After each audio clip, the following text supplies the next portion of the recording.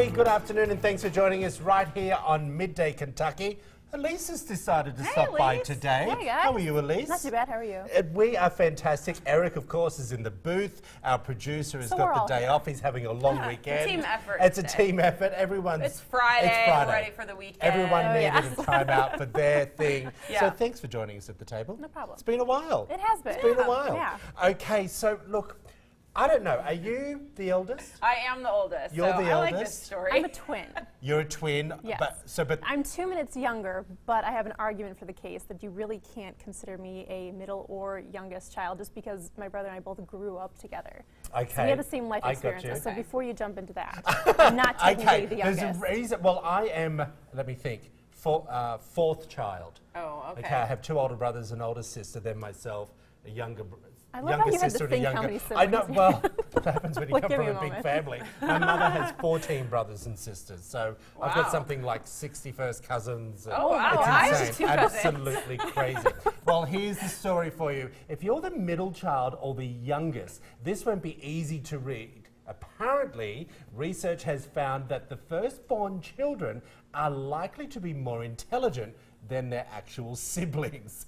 Well, a study by economists at Not the, surprised. at the University of Edinburgh analyses a group, and University of Sydney has shown that firstborn children have better thinking skills as well as a higher IQ test score than their younger brothers and sisters as early as age 1. Now, The Guardian reports the findings suggest that this could be down to the eldest children receiving more mental stimulation, although parents were found to provide the same level of emotional support to their children. Now, the firstborns were given undivided attention with tasks that boosted thinking skills.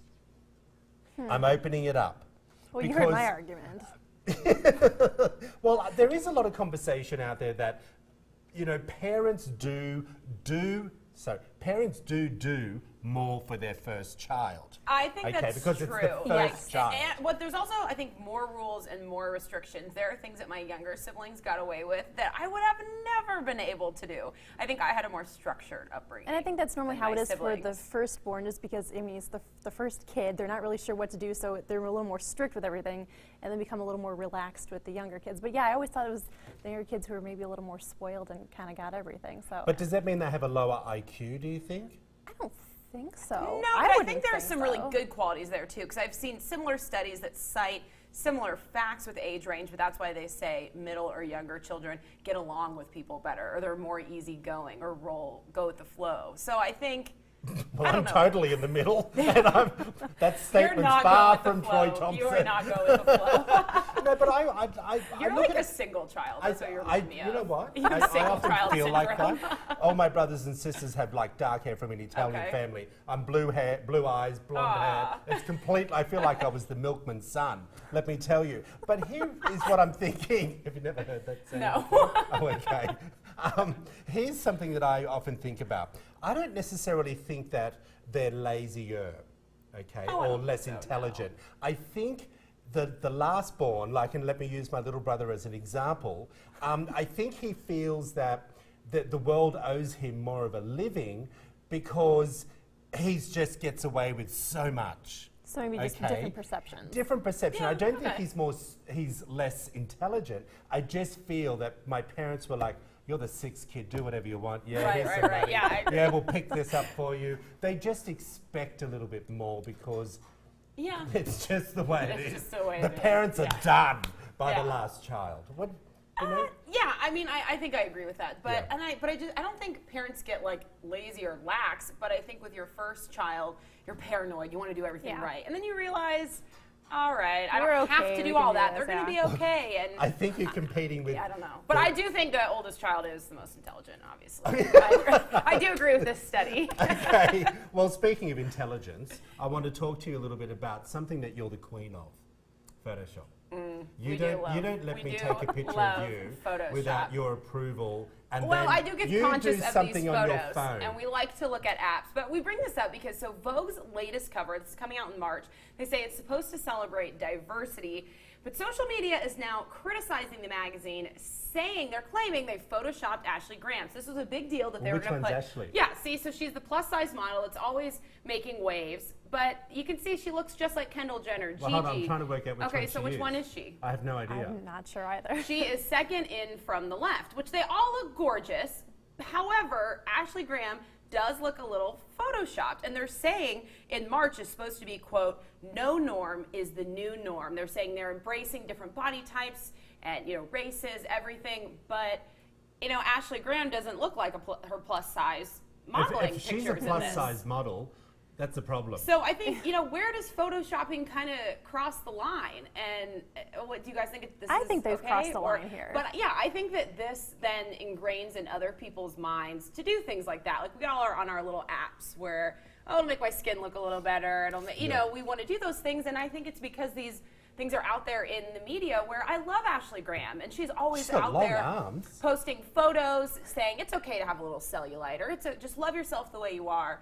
But then we see things like this, and they're not embracing who she is. What do you think? Has she said anything about it, or? We haven't heard comment from her yet.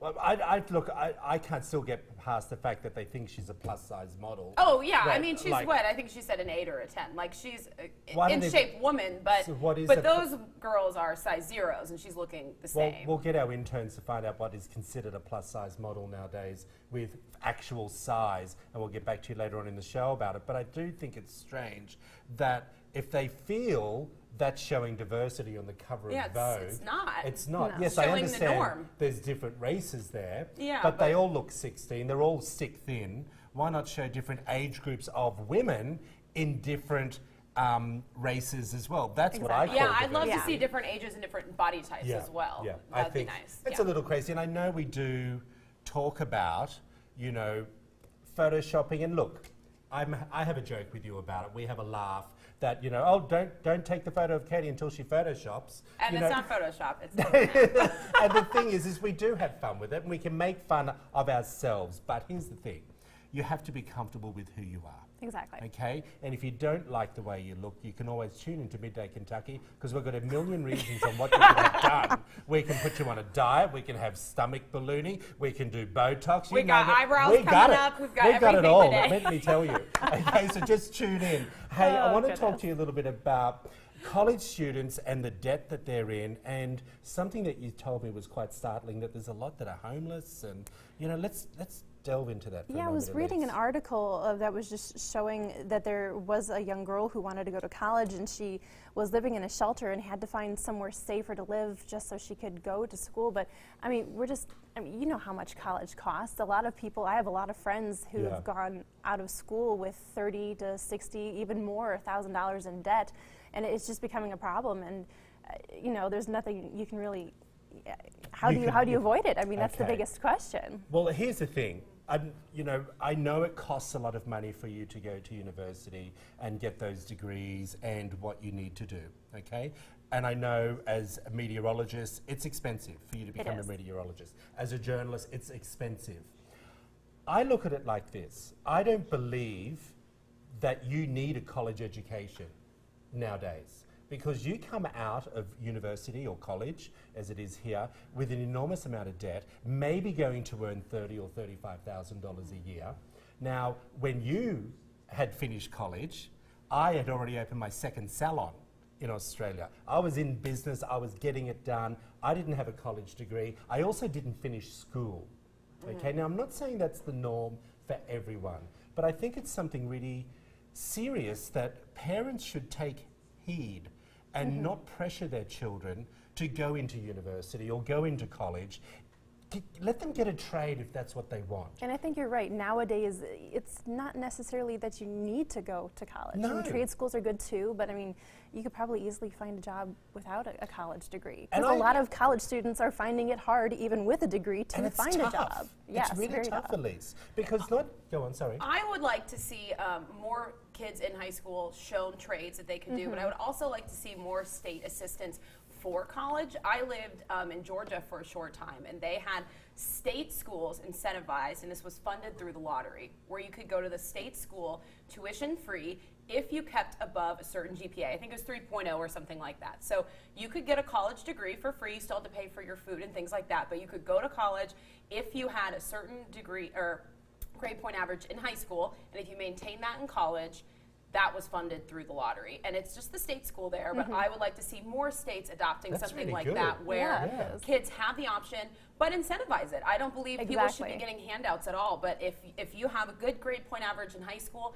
and you're proving that each semester in college that you're maintaining that A or B average, I do think there should be some assistance for the state schools. And I think they need to have a little bit of responsibility if they don't have anything, if they're working to get good grades to keep that scholarship or grant or Yeah. whatever, that's something that will push them. Like you said, if it's just handed to them. Yeah, I they're don't believe gonna- in handouts, but I do think for people working hard and doing well, you should be able to afford Okay, Yeah. look, school. I want to hear what your thoughts are at home. Head over to Midday Kentucky. Give us your thoughts about that, whether you actually think it's worthwhile nowadays of getting a college Yeah. degree and being landed for debt for the next 10 to 15 years after you finish that college, and you may or may not get a job. Give us your feedback on that. Hey, I had to tell you about this because often you guys ask me about what it's like in Australia when it comes to food and diet and exercise. So I thought this was a really interesting topic. When you pack your kids' lunch, you usually throw together a sandwich, drop in a piece of fruit, and maybe add a little dessert.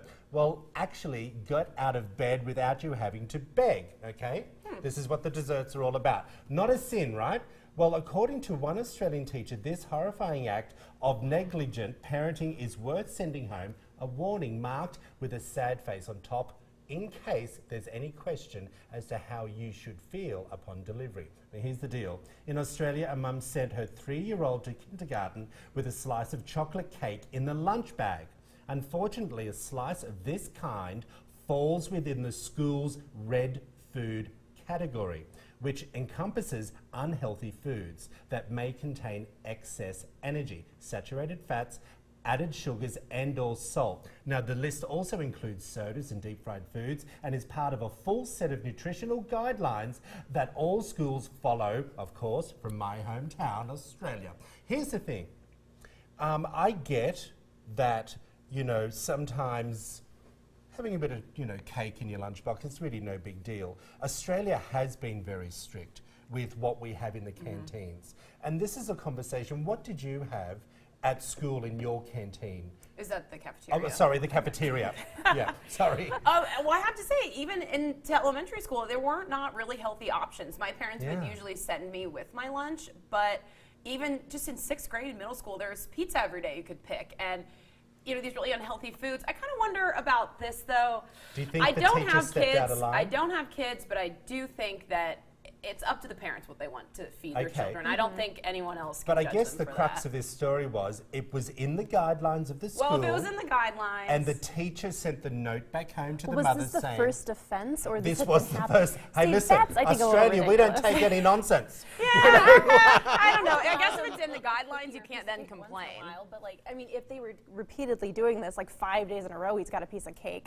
That's Yeah. a little overkill. But one day, you gotta let have a kid So have a piece you're of thinking chocolate. it's a bad thing. I think Well, it's a little overkill. A friend of the teacher that actually sent this note back home to the parents posted it on Facebook and had an Okay. enormous backlash on it. Very What do open most on people both sides. think? Okay. It's pretty 50-50 like our discussion is. It's very much up to the I parents. do think it's odd to send a But slice of cake. also in just your kid's remember, lunchbox. we have free healthcare in Australia. Right. So our government tries to teach parents and kids how to eat and be Okay. healthy. To buy a packet of cigarettes in Australia, it's $30, one packet. Wow. Okay. It's serious. Wow. Do you know what I mean? But that's a good thing Yeah, because it's I going think to it's help good. us later in life. Anyway, back to reality, people, and back to America. Yeah.